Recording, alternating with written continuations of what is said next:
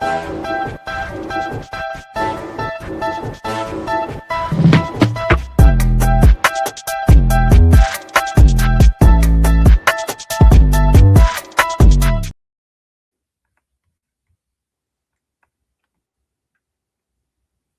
think Frank froze. Welcome to NLL Lacrosse Talk, everybody. I'm Gary Groob. Frank, are you with us? I think so. All right. Off you go, sir. Okay. I'm Candid Frank Stanisci. He's Gary Groob. And that is the goaltender for the Vancouver Warriors, Christian Bianco, also an NLL champion. Christian, thank you for joining us. I don't know what my mic problem was there, but it is what it is. No, I appreciate you guys having me on. And like I said, I appreciate how organized you guys booking in advance and the structure. As someone who has a podcast, we're not nearly as organized, to say the least. It's content anyway. Don't let that dissuade you. It's always about the content. And thanks to you and others like you, we have some really good content here.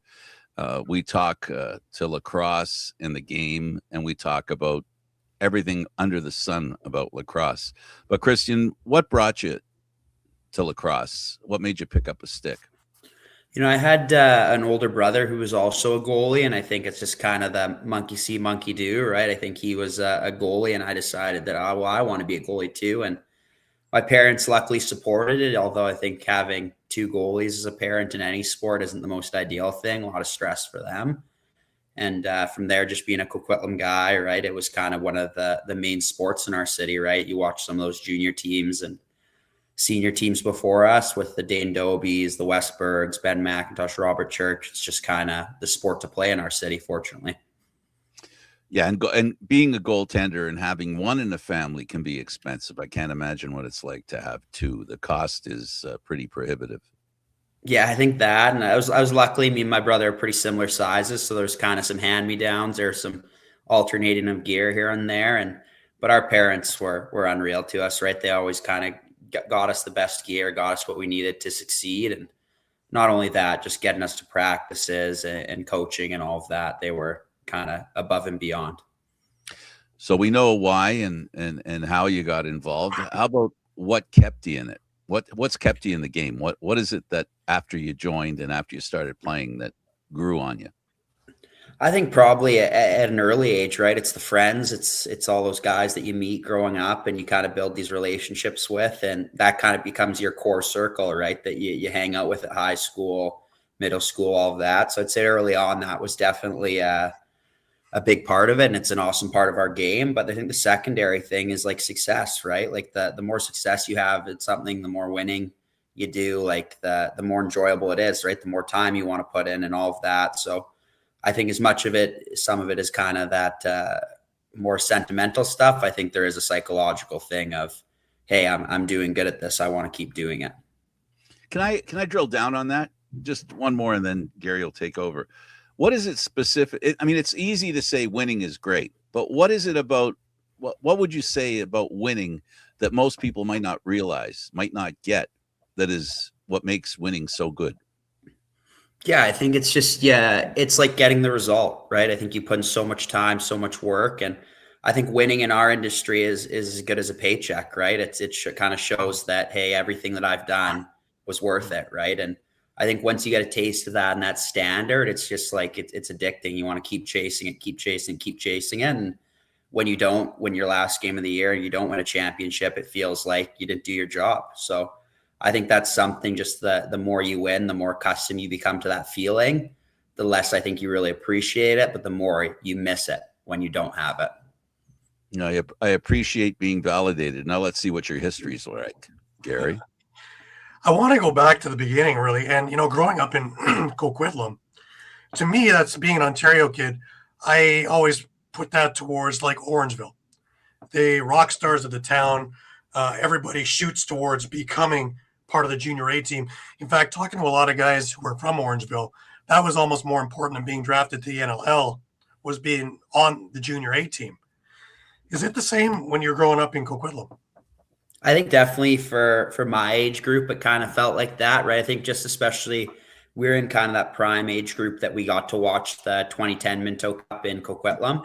And like those were the superstars tests, right? And then you see those guys go pro and kind of how good they all are. So that kind of set this gold standard that, well, you want to play junior in Coquitlam because you have a chance to win a Minto Cup. And it's kind of that history that is now become a little more prevalent in Coquitlam with the recent success of our junior team Right. currently.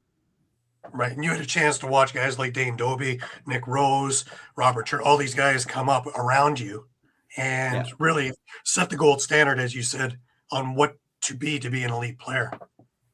Yeah, and I think it's something that when you're a kid, you don't really realize, right? Like you don't realize that Dane Dobie is one of the greatest goal scorers of all time. You don't realize that Nick Rose is, I think, second all time and wins in the NLL now or whatever it is, right? So these are guys that they're Hall of Famers, and for us, they were just a guy that you walked 15 minutes down the road to go watch on a Saturday night. Right. What do you think sets apart Coquitlam as a program that puts so many great players out there?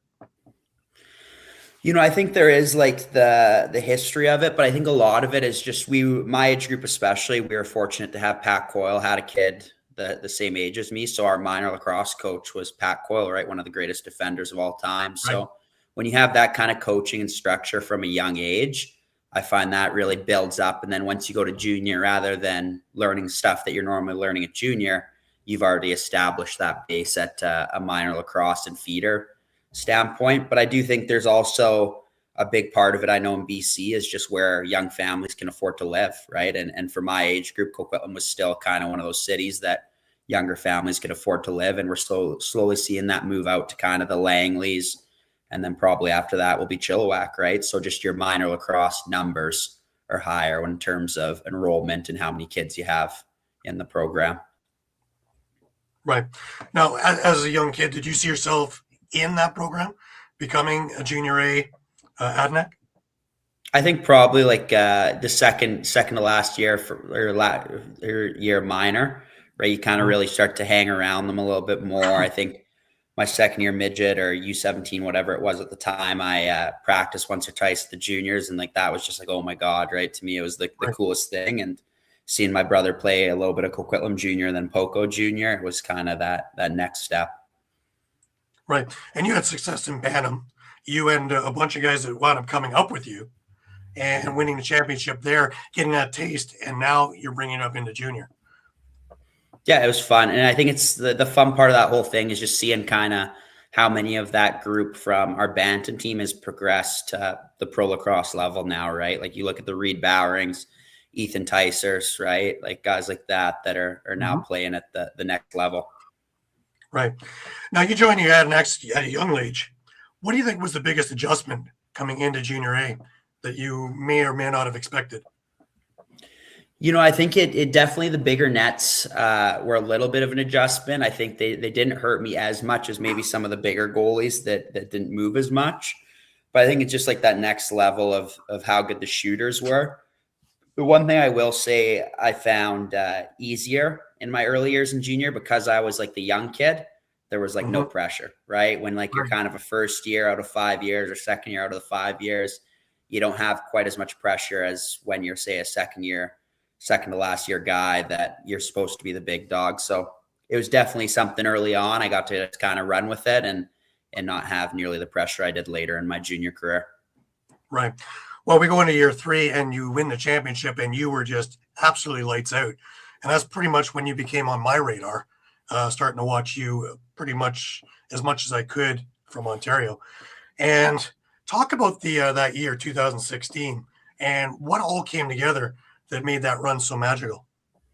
Yeah, we had a ton of success in the regular season. I don't think we lost a game that year. And then we go to the BC finals and we fell short to a good team in Delta that made obviously some pretty big pickups. And I think kind of going into that Minto Cup, there's that little bit of doubt. And I don't think we were nearly as talented as maybe Orangeville and Delta were in terms of like an NLL talent standpoint. But I think we just had so many role players that just were bought in, so many soldiers like Nico McNabb, a guy who was like a junior B for the majority of the season who played up. Like he played every game of the finals, right? Stuff like that. Just guys were getting to the areas they needed to and just weren't being denied, right? Whether there was a talent deficit or not. Right.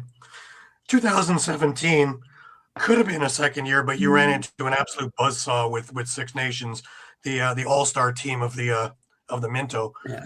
But 2018, you're back on the winning track. That was really a weird one, with all the controversy with Jeff and Dan Teat and all the other things. But you guys, when you guys were playing, were on the top of the mark. You were lights out in that again, and your whole team just rose to the top, beating a really talented Brampton squad.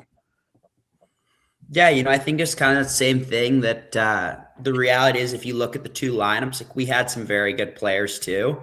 But, like there's Jeff T, Clark Pedersen, Boudreau, Biles, Maduros, like all these guys on their team. So they probably have more NLL talent if you look at the two rosters. But I just think we kind of had that winning culture. We had so many guys that were sprinting on and off the floor. And it's just kind of those little things that in junior make a lot bigger of a difference than at the pro level. Right.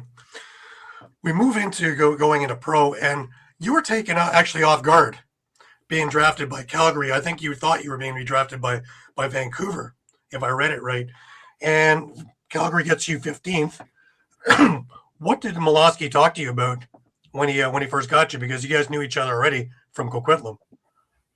Yeah, he kind of had called me after, and I was obviously a little taken off guard because I think at that point I thought I was going to the Vancouver Stealth when they were out in Langley there. But I remember kind of going into my first training camp in Calgary, and him and Bob McMahon had kind of pulled me aside, and they just said, hey, listen, like, we're not expecting it to be like snap of the fingers easy. Like, you're going to struggle, and that's okay, but just listen to those two older guys, right? And I was very fortunate to have Mike Poulin, who's arguably one of the most liked guys in the NLL, and Frank Shiglianu, right, who's just two true professionals. So there's definitely some struggles early on for me, and I was fortunate to have guys like that to lean on and help with the transition. I can give you a little story to show you how small a community this really is Frank, when he was apprenticing to be a plumber out in BC, he actually apprenticed under my cousin. Small world. Yeah, small world. Yeah, especially with lacrosse, right? Yeah, definitely. Talk about being under those guys and, kind of easing your way into the Calgary lineup, because again, it's daunting to come up from junior and into the NLL right away. Yeah, I think I was a victim of everything being too easy in junior. Like, I think there was a lot of success. I was always on a very strong team with really good defenses, and I don't think I was challenged as much. So I think early on in my career, I had some really tough games, right? I had games where like I was getting outclassed, and it was pretty clear that I wasn't ready to play at that level. And I think that was a struggle that I probably needed at that point in my career, right? To kind of give me a bit of a reality check and a gut check of just how hard it is and just how good the guys at the pro level are, right? And then obviously I was fortunate enough that Calgary was invested enough into me to give me some time and give me more chances, and then eventually to win the starting job there. Right. What do you think really got you through that stretch? Just perseverance, or? I think just the guys, right? I think there was a lot of guys that probably knew that I was a younger guy that was a little more fragile, that they knew when I had a bad game when to pick me up, and then they kind of knew when they could kind of tell me to give me a gut check and stuff like that. And I would say Dane Doby was probably a big part of that. I think he was pretty aware at that point as a leader on the team of kind of how fragile I might have been at times and how fragile I wasn't at times. So I think he was definitely big for that transition in my career. What do you think was the big aha moment where you said, I belong here? This is my place. It was probably, I think we were in Toronto, and I think that was probably my first win playing in the ACC at that point. And I think that was probably like the first, like, okay, like, you know what, like I knew I could do this, right? And I think for the longest time, like, you're struggling to get that first win, you're struggling to kind of get that validation, and you just kind of keep grinding it out. And I think once I finally got that one off my back, I think it felt like I was rolling. Right. Now we get into the 2019 season, and everything aligns. The stars align. You guys have just an absolute fantastic team. You go into Buffalo in the finals, and you are the heavy underdogs. You go in and you absolutely shut down a powerful Banis lineup in Buffalo in game one. Let's talk about that, and let's talk about just the feeling as that game was going along. Yeah, I think that's another one of those situations that maybe being a young kid like made it easier, right? Like you kind of don't feel as much pressure. You're just kind of like, okay, like I'm going to go swing for the fences here, right, and hope it hits, right? So I think we had a very good veteran defense with a lot of big bodies, a lot of guys that kind of were very good communicators and good at kind of taking certain lanes and give me the looks I want. And I think once you had that momentum of stealing one in Buffalo, I think deep down you knew, hey, we don't want to, although we won here, you don't want to go back to Bandit Land for game 3. So when we went home, it was kind of that feeling of, okay, we need to get this done. And the second game was another one. It was just as a fan at the edge of our seats for the entire game. You go into overtime, and then you have just an absolutely crazy bunch of results there where you wind up making a save or one of your Zach Currier makes a save, yeah. And you come back and just the whole thing. And then you wind up scoring the overtime goal, and here you are hoisting the cup. Just incredible. Yeah, it was awesome. And I think just that, like, not that we're not a pro sport, like that's the closest we'll ever feel to the NHL for some of us, right? Like having the Saddle Dome with 18,000 fans in it, and just like I remember Pacer and some of the other old guys talk about there's a TV timeout in the fourth, and like people were jumping or like stomping their feet or something, and like it felt like the arena was vibrating. So I think that's kind of one of those things that when you get older, you're really going to kind of remember as one of those key moments of your career.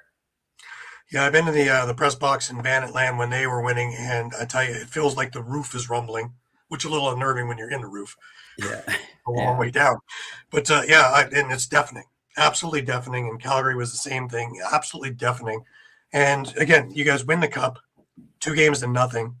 Absolutely, I would say shocked the world. But looking at you guys all look like you belong there, and you earned it 100%. Talk about that initial moment you got the cup. Here it is.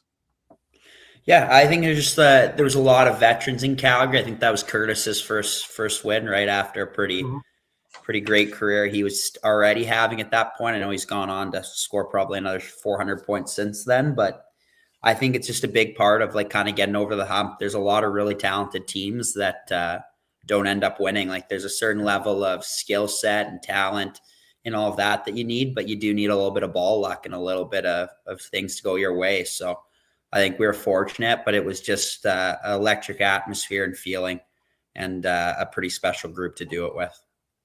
Absolutely. Now we head into COVID and everything stops. The world stops. How do you keep yourself going and keep yourself sharp while you're off? We had an XLL league out west that was kind of like, it was like a very structured beer league would be my description of it. But it was hilarious because you'd have senior C guys playing with NLL players, right? So I played a bunch of player in that league, and I think that was something that was super fun because guys who are playing pro are now playing with guys that maybe, hey, I was on the same Pee Wee A2 team as them and stuff like that. So it was a very good little community thing, especially at that point when we were kind of all just coming out of lockdown. Right. Now we keep going, and you by 2023, 2024, you've announced that your life is in Coquitlam, and you want to move back, and you want to get out of Calgary, and it doesn't work so smooth. So you jump over to the ALL. Now I do media for the ALL East here, and I love the league. I think it's just fantastic on teaching someone to become a pro and stay a pro. It's put something like 35 players into the NLL over the number of years it's been around. Talk about going in there to keep yourself sharp while all of this other stuff is working itself out. Yeah, I think it's one of those things where you have to humble yourself a bit, right? And you have to say, I'm not too good for this. And the reality is I need to stay sharp. And the more that I played in that league, the more you realize how good some of the players are that don't get a chance to play in that all, right? And how good some of these young guys are. And like I said, even some of those older guys that never got their shot and look. So I had a great time in it. There was awesome team that I played with, the ALL Grizzlies, right? The guys I still am in a group chat with, joking around. And I think they were definitely rooting for me once I finally got traded. But that's something that I'm very, very grateful that I got the opportunity to do. And I did do, right? I think if I sat out in that whole time period, I probably would have not been handling the holdout nearly as well. Right. Well, you get into Vancouver, and boy, do you make an impression there. I believe you went undefeated the rest of the season in Vancouver. Obviously, ALL kept you sharp. Talk about going back in with Molosky and that, yeah.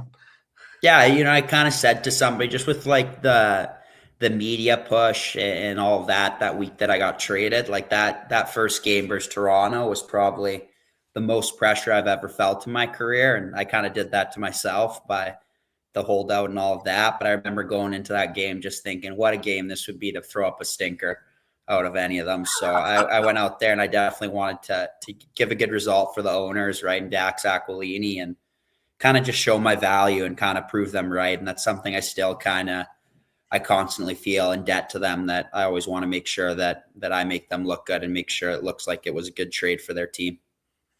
Right. Well, over the off season, they've put an awful lot of energy into bringing back the 2019 Calgary team. They brought you back a number of players that you're very familiar with, as well as a bunch of up and comers that were really on Molosky's list in the first place, which has made you a really big contender now. So in comes the pressure again, I guess. Yeah, and it's a fun thing, and I think that's one thing when I came over to Van, you don't really know, right? You're not that you're expecting people to follow, but you kind of know, hey, it's a home city for a lot of guys. And sorry, around Michael there, that's funny. But I just think that it's one of those things as guys start coming, it's kind of like that sigh of relief that, okay, we can do this here. We can make this a location that guys want to be. And I think once guys start having kids and you start seeing like Curtis Dixon out there on the floor with his kid on the glass, right, and warm up, stuff like that, not that it matters that much, but it makes a big difference for those memories long term in the game. Right. Is your role now obviously starting goalie, but is your role also to bring Connor O'Toole into the fold? They're kind of like what Poulin and Skiggs did for you. Yeah, he's awesome, and I think he's one of those kids that you can tell that his dad is one of the greatest goalies of all time, right? Just from an IQ standpoint, the way he sees the game, the way he works towards the game, like he just kind of has that pro-ready attitude and approach. I think is probably my biggest compliment on him, and I think he's going to have a ton of success in this league once his time comes. Right. Let's talk about the culture there. Now, of course, with Molosky, you got the same coaches as before, Bob McMahon, Rob Williams, everybody's there. But even the culture with the fan base now that you're playing in mainland, that really helps the team build. Yeah, it's exciting, and I think there's a lot of us growing up in Vancouver that we're invested in. We want this to be a successful business, right? We want this to be a sport that we're getting 10,000 fans to every game. So a lot of us are super committed to that, and I think it's just like one of those things that when you go to a game and you see it kind of trending in the right direction, it feels good, and it feels like it should be in a province that has so many people playing lacrosse. That's always been the thing, is like, why wasn't the attendance there? Because it's been such a hotbed, especially in summer, such a hotbed of lacrosse. And then, of course, we had Langley, and we talked about it off air being a difficult place to get to. Whereas right now you're in downtown, very easy to get to, and away you go. Do you think that it's got the younger crowd interested now as well? Yeah, I think like we kind of talked about that bar crowd / beer crowd. I think it definitely helps with the commuting, but I think we also talked about it before the show. Like Vancouver is a city that likes winners, right? There's a lot of stuff to do here, a lot of sporting teams, a lot of different activities between the mountains, the ocean, all that. So if your team's 1-12, people aren't showing up, right? If you're 12-3, people might start coming. So that's a big thing that we have to realize in a city like Vancouver. Right. Now, we have one more championship to talk about. Of course, you had senior B back in 2024 and suited up for Ladner. And again, what a performance you had in the finals. That's something that we still talk about. We talked about it even in this President's Cup, about stealing the show and winning that championship. Talk about getting on with the Ladner team and a good playing at home too. Yeah, I don't think I really knew what I was signing myself up to with the whole senior B circuit, right? So in the actual BC league, I was definitely frustrated at times just because we were dominating. And I was kind of looking at Tyler Pace like, man, like, what did you talk me into here? Like, why are we doing this? But then you go to the President's Cup and you just it's just a grind of a tournament. All these teams are loaded up with pro talent, and you kind of realize that, hey, this is like a really hard tournament to win, not only from a talent standpoint, but just like staying healthy and getting through the actual full week. I think it's like 7 games in 6 days or whatever it is. Yeah, to me, it's a bigger grind than the Man Cup, to tell you the truth, because it's just ridiculous the way the structure of the tournament is, and everybody flying in, and everything happens this fast. But Yeah. Ladner, this was a three-peat at that point, and even more pressure to win. Yeah, especially going back to Ladner, I think there was a lot of that. And it's a city that just like they're diehard senior B, right? Like we kind of in Coquitlam, I think when I first came there, I was kind of like why are we all invested in this so much? But you see kind of some of the guys like Ryan Keith that grew up around it, and like for him, like that's his Stanley Cup, right? So seeing him win and him lift the cup, and then seeing Ryan Benesh or whoever it was in the stands with the trophy and all the people in the community surrounding and supporting their team is a pretty awesome thing. Right. The one we haven't talked about, of course, is summer ball in WLA, and you have been a mainstay with Coquitlam for the majority of the of your career. And the one thing that always stands out to myself and my guys on our Sunday show is just how much rubber you get to see in a game, because you, on an average, get about 60, 65 shots. And that's daunting, week in, week out, and to have such a great average. Sure keeps you sharp. Yeah, you know what? It's one thing going back to Coquitlam this summer was an awesome feeling, right? Just going back to that familiar arena. It's like it's 10 to 15 minutes from my parents' house walking. So it's a pretty fun feeling, right? Just going back to that dressing room. And obviously we had some success this year, and I don't think we were necessarily like this superstar team that had all this talent, but we had a lot of young guys who had career summers that have kind of got themselves drafted into NLL and stuff like that. And it was fun to kind of just like grind out games and kind of have that blue collar mentality of, you know what, we don't have the payroll of some other teams, but we're just going to go swing for the fence. Right. You know, you've seen this game at every level. You've had success at basically every level. From your perspective, where is lacrosse right now as opposed to when you began? You know what, I think from how organized our ownerships are, I would say it's night and day, just kind of seeing the way the league's progressing and growing. And I think there's some markets that our fan bases are growing tremendously. There's some markets where it's kind of tailing off. And I don't know what the answer is to all those, but for most part of us being professional athletes, it's probably the most it's ever felt like, where it's like, hey, you know what, this is pretty legitimate. We're treated well. Our travel, all of that is structured well, and obviously salaries are trending slowly in the right direction. But it's one of those things that we definitely have to grow with owners, and hopefully kind of we see some of these markets start to rather pick back up or find different markets to have that success in. Right. Well, we had Nick Sakavitz on a number of years ago. He was talking about the NLL was basically where the NHL was around 75 or 76. It was starting to get the TV deals. It was already structured enough with the teams. It just hadn't had the big explosion yet. Do you see that coming in the near future? You hope, right? I think it's when you look at lacrosse, right? It offers so much from, like, if you like basketball, it's similar plays. If you like hockey, it's the similar kind of speed and the bit of violence, right, with the hitting and stuff like that does sell. So I think it's one of those things that we just need to get the exposure out there, which I think the league's doing a great job of. And the best case is when that is on, like, say, ESPN or TSN or one of those, you hope it's in Buffalo, or you hope it's in Calgary, you hope it's in Van, right? Or Colorado, where you see, okay, you flip on the TV, there's 10,000 people watching this. Maybe I want to watch this too, right? So I think that's definitely a big thing as our league grows. We've also talked about it before on the show, is that to have it on linear TV where a bar owner can flip TSN on and have the game on and just watch the crowd, because I've seen it many times where the conversation all of a sudden goes right to the screen, and the way it is, most addictive thing I've ever seen. Yeah, I used to do it as a test with a laptop and watch everybody come over my shoulders. Yeah, it's massive. And I think the big thing, right, is I think we had that Bleacher Report deal a while ago. And I think that was something that maybe the league was getting a bit of money to have that deal. But, like, we're at the point that if we can just get it on these big TVs, right, and all these big broadcasters, like, and getting it out to the masses, that's our best case scenario. Right. Do you think the league's missing the boat with not having an all-star game?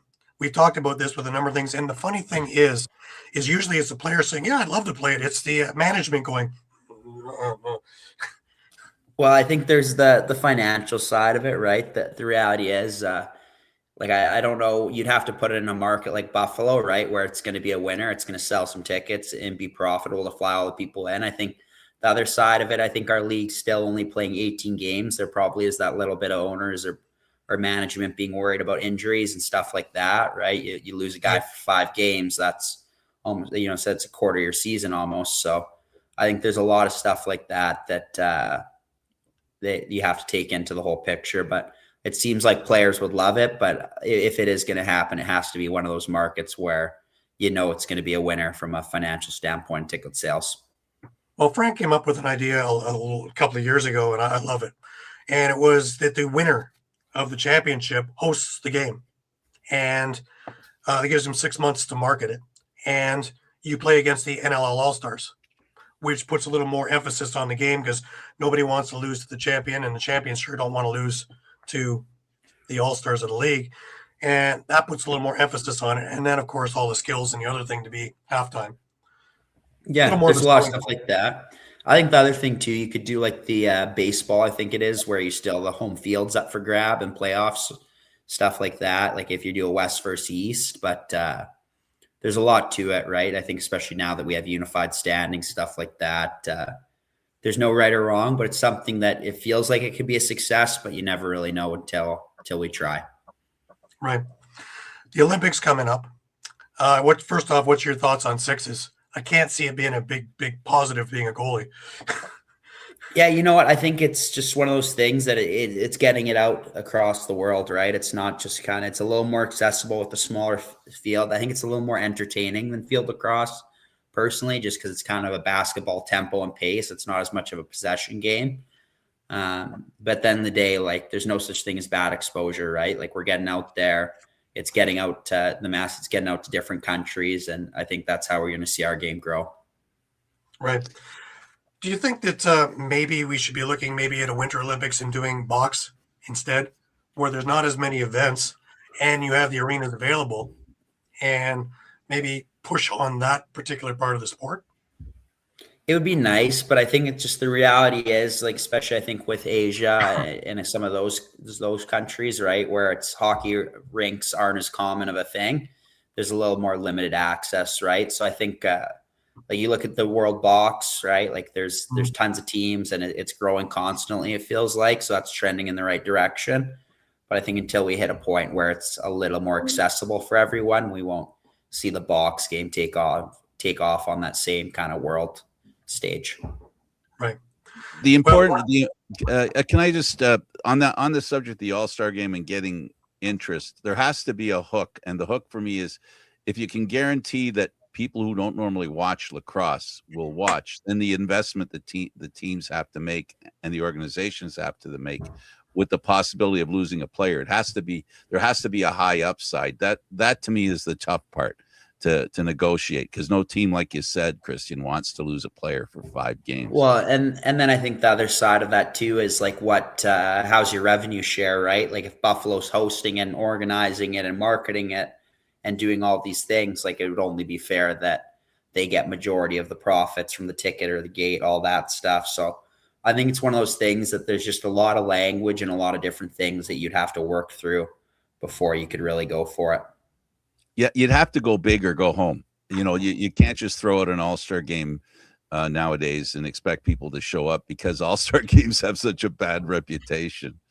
Yeah, it's the kind of coast around is the whole thing, right? And I think they used to do the all-star game at like fun locations. Like I think they went to Australia one year, and I think half the guys were showing up a quarter into the game, I heard. So I don't think we did ourselves any favors from that standpoint. We won't be going to the Bahamas or Hawaii for it. I think it'll probably be one of those markets that we know there's going to be some good return. And the last thing I want to add on that score is if like what happened with hockey, they turned it into an international tournament. If it was possible to do something like that, because then that would bring in a lot of new eyes to see the game. That's the biggest challenge I think that lacrosse has, is how does it reach the new viewers?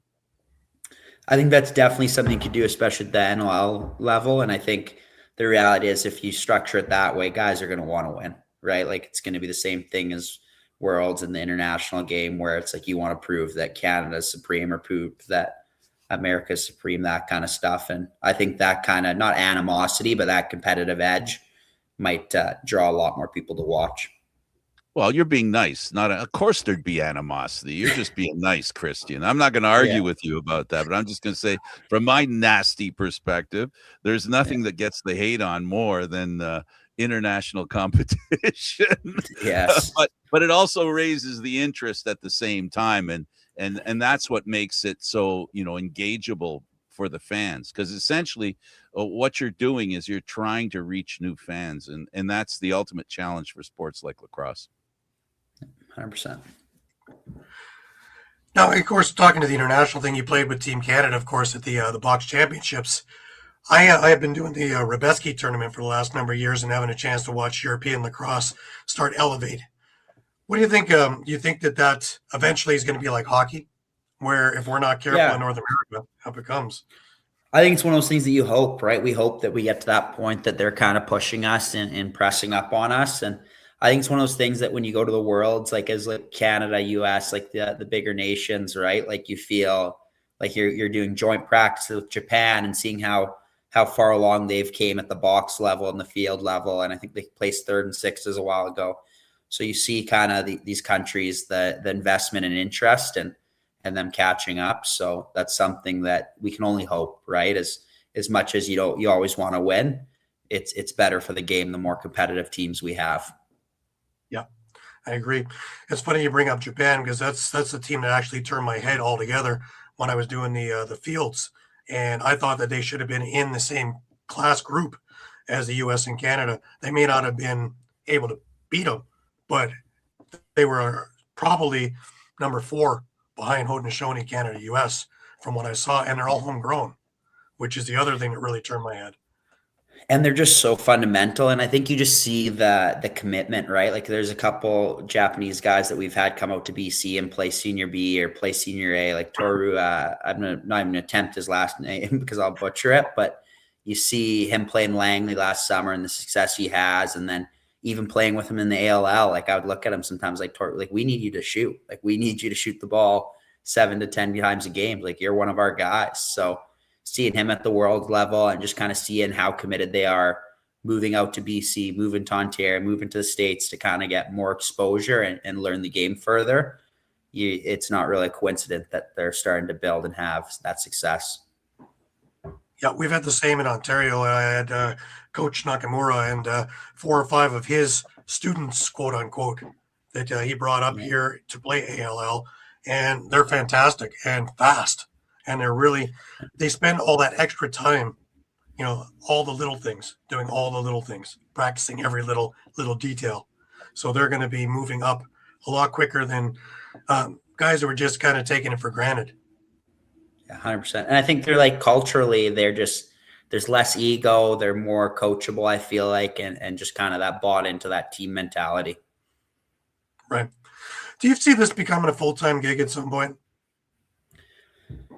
I don't know if it'll be in my career. I think probably 5 to 10 years after me, I do see it getting to that point. I think there's going to be a interesting transition period where it's going to be, hey, you're going to make $80,000 a year and you're going to be a pro lacrosse player. And I think for some guys, they're going to be, that's awesome. This is sweet. Like I can hang out. I can play the game I love. For other guys who kind of have the quote unquote big boy jobs, I think there will be that kind of decision of, hey, this is what I want to do, or am I going to focus on my life after lacrosse? So I don't think it's like we snap our fingers and we're all making 250 grand or we're all making 300 grand. Like there's going to be a growth period where we're kind of on that fence of full-time salary or not full-time salary for some guys. I always worry that we would lose people who are really invested in their jobs, first responders, people like that, or guys who are heavy into business. That it's just, okay, we got our education doing lacrosse and now see ya. Yeah. And I think there's doctors, there's all this stuff, but I think it does come down a little bit to where you live and what your financial situation is and what you need to get by, right? Like I know the Vancouver market, the Toronto market, like these markets that a ton of our players live in aren't necessarily cheap places to live, right? So I think there will be a side of it that's not only, hey, what do I want to do? Because we'd all want to play lacrosse, but it's, hey, what do I have to do to make ends meet? Right. The other question I have, which is an interesting one, is what would happen to the summer game with a full-time NLL season? Yeah, I think you'd probably see it kind of progress to more the ALL structure, right? Where you see it as more of a farm league, and that's a part of it, right? And I know there's the conversation of how much some guys are making in the summer now of, oh, are they going to pick one or the other? But I think that's one of those things that when the NLL is making decisions, they can't really determine it on, hey, what is this going to do to the WLA or what is this going to do to the MSL, right? They need to operate as their own entity in business. So that's I don't think we're near that, but when the time comes, they'll make the decision that they need to for the league. Right. Now, being one who's played in all of these leagues, the biggest kerfuffle I have is I love summer ball. I think it's a great league. MSL, WLA, I love watching it. I think it's more of a grinding league. Why can't we get butts in the seats? I think it's just kind of one of those things. I mean, in the West, it seems like it's slowly getting a little bit better, and you kind of have that community feel and vibe to it. You see New West really succeed. You see Victoria really succeed from a ticket sales standpoint. But I do think it's one of those things that it's just like guys are so used to going down the street and watching Dane Dobie play and stuff like that, or going to watch somebody play for $15 that they take it for granted sometimes, right? They'll say, oh, I'm just going to go start watching in playoffs, stuff like that. So I think it's one of those things that we kind of got to get more of that season ticket vibe and that faithful fan that like the Peterboroughs, the Victoria, and the New West have. Right. I always look as if they can align with something close to them in the NLL and just remind fans that there is more lacrosse after the season's over. I'm hoping that Oshawa does that for Brooklyn and does that for the Whitby things, and so that in Ontario it keeps growing, because nothing is more depressing than to walk into one of these arenas and be one of 10 people in the stands with watching pro players NLL playing. Yeah, for $10. Yeah. And I think that's something we see in the West, that the Warriors, I know, have some sort of contract or some sort of relation with the WLA where they really kind of co-market, which I think is awesome, right? And I think, like you said, if we're going to see both leagues succeed, that's something you need, right? They need to kind of team up a little bit and try to promote each other in the off seasons. Right. What's one thing you'd like to see change for the sport long term to help it grow? That's hard to say. I would say that there has to be kind of, I think our biggest thing for the box game will be accessibility, right? Like the more that we can get it out to kind of some of these other countries that maybe haven't seen it as much, or kind of go like the pro guys that, right? I know there's a lot of guys that had opportunities to work with Hong Kong lacrosse and stuff like that. So the more kind of outreach we can do, the bigger we'll see the game grow on a global standpoint, which also will help it kind of locally in Canada and the States in North America. Right. Have you looked into doing coaching, or are you coaching to try and help? I coach some goalie camps with the Warriors, and then with my old teammate in Calgary, Tyler Pace. And then I think I'll be helping out with Burnaby Jr. this year a little bit just as an advisor. But I kind of always stay around the arenas, and I kind of talk to a lot of parents, a lot of the goalies, stuff like that. So it's definitely a little bit harder as somebody who runs a business and is still actively playing summer lacrosse. I think once my summer playing career slows down, I think I'll probably look on taking on more of a full-time coaching gig. Right. What's the message you would give to the junior people trying to get involved and trying to make it to the pros? I'd just say that's one of those things where you get out what you put in, right? I think it's not a coincidence. I think a lot of these people, they always say that, like, you're watching this guy, he's so talented, he shows this. Like, there's a lot of very talented players out there. If you look across the NLL and some of these top guys, like all of them, it's just like a standard thing that they're one of the hardest workers you see it in the game, right? They just all kind of have that, and it's like a bare minimum box that they all check. So I think that's one thing that's a controllable variable for those junior kids, that it's not a coincidence. The more you work, the more results you're going to get. Right. One of the things that have been brought up is that we spend an awful lot of money, both in the U.S. and in Canada, on club teams and above, on kids that are going to go towards the pros. But we really do neglect the grassroots. And maybe not the kid who's, not totally in love with the game, loves it to play it and have fun with his friends, but we really don't spend that kind of time on house leagues and things like that. Should we be spending more time on that? Because that is our fan base. I agree. I think that's a true thing. I think we're kind of in an awkward time period where we're seeing the transition of like we're almost kind of trending towards the hockey demographic of how it's all kind of paid programs with elite coaching, blah, blah, blah, all that stuff, right? So I think that's a positive thing from a standpoint of growing our sport also. And kind of the reality is all these next generations are hypothetically probably going to be better players than we ever were, right? Because they're getting further and further developed as athletes and as the game develops. But I think there is something to be said that it's hard when you're trying to grow registration and stuff like that. Right. A question from one of our fans. Toronto Rock had a team downtown. Now we have two in the GTA and smaller barns.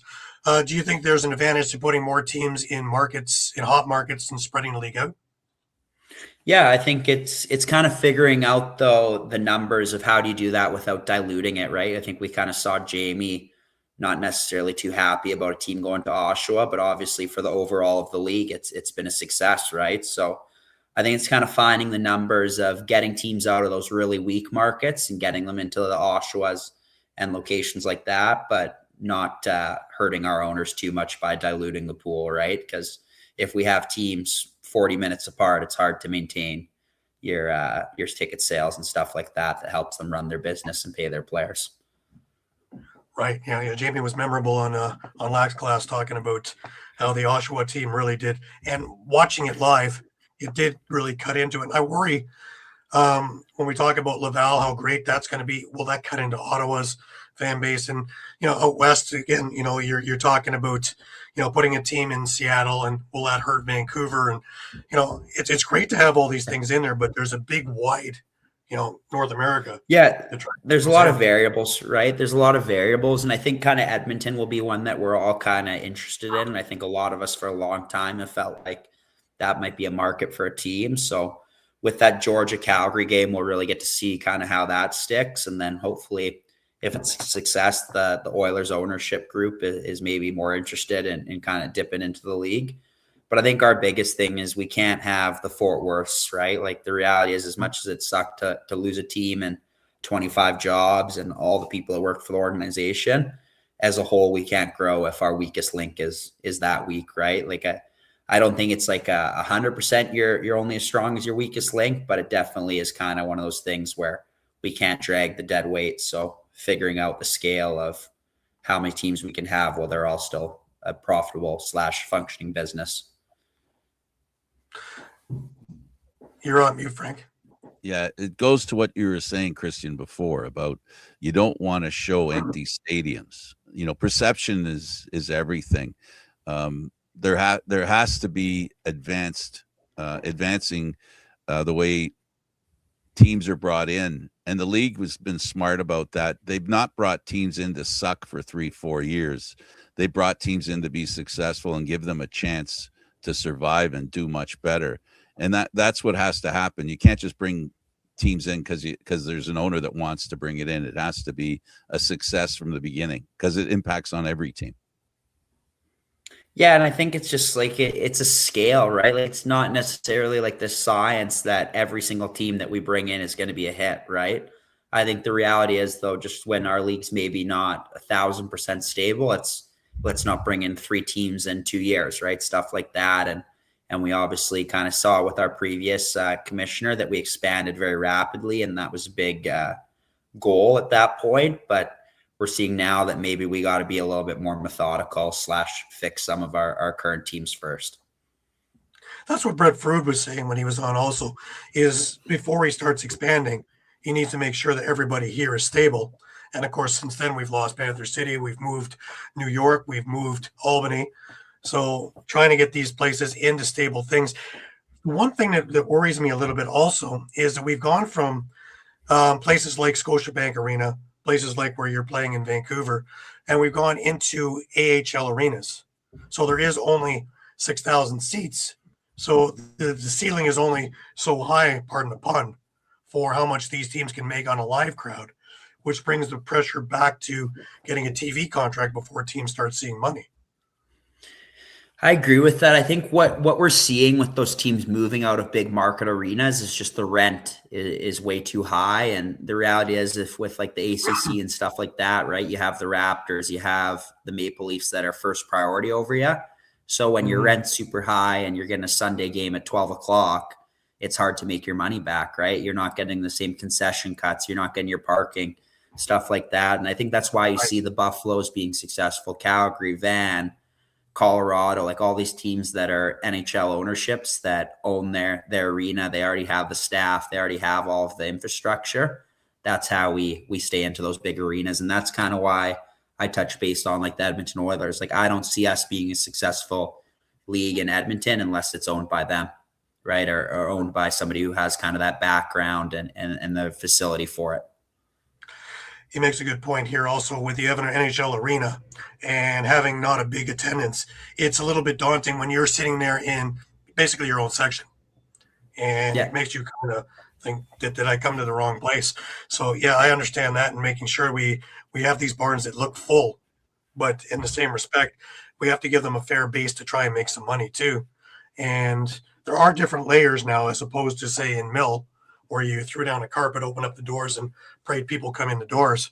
Now, at least with some TV revenue, with Fanatics and other merch sales and other things going on in social media, there is some more towards it in sponsorships, but not nearly enough yet to really push us over that limit, I think. Yeah, 100%. We're still a growing league. And I think as players, it's important that we understand that too, right? Like, we're fortunate that we have owners that are investing money into these businesses and trying to make it work and trying to make it success. And they see the opportunity and the upside, but it's one of those things that I don't see happening overnight. And there's going to be hiccups. There's going to be teams folding. There's going to be teams relocating, stuff like that. But as long as we're moving in the right direction, I think we can't complain. Right. The other thing now is, looking towards this season, you've had a couple of weeks off, and before you get going next week, is it hard to keep yourself through the holidays already and having 2 consecutive bye weeks? Is that it's a little strange for scheduling? Yeah, it's a part of our league, right? It's not uncommon. So I think it's one of those things that it is kind of unfortunate. As much as it's like it's nice to be rested, I think at a certain point you're as rested as you can be, and you're waiting to kind of get back to it. And obviously, we'll be going into Calgary, right? Who's played the last 2 previous weekends. So there's no point complaining about it or overthinking it. Your schedule's your schedule. I don't think we feel like we got the short end of the stick or anything like that. You just look at it and you do your best to be prepared and ready when the time comes. Right. I look at a team like Buffalo, who had basically bye week game last year at the beginning, and then had to play 12 games in 10 weeks to finish the season before going into the playoffs. And it's like, well, if they can do it and win, right, y'all can do it. Yeah. Well, I think if it falls in that category, right, of like, I always jokingly make fun of buddies and stuff, like you win by 2, you don't complain, right? You lose by 1, then you're complaining about the ref, or you're complaining about your schedule, stuff like that. Like, when you're on the winning side, there's no excuses. Right. Talk about the just before we wrap up, talk about the camaraderie right now in the Warriors dressing room, because a lot of guys are very familiar between junior and between playing together in the NLL. This is a pretty tight-knit group now, isn't it? Yeah, and it's kind of feels like the old days in Calgary, which is the nice thing, right? Not only from like kind of a personnel standpoint, but just some of the vets and the Ryan Dilks, Matt Beers, Midski, all these veteran leaders, right? Where it just kind of shows the younger generation, hey, this is like how things should be, and this is how our dressing room operates, and the overall buy-in, right? Like when we go for a team dinner and there's 3/4 of the team there, right? It's one of those things that's awesome, right? To be around the guys. And I think that's something that it's an important box to check. And I think there's a lot of teams that kind of have that vibe and feeling around the league, which is awesome for our sport. Right.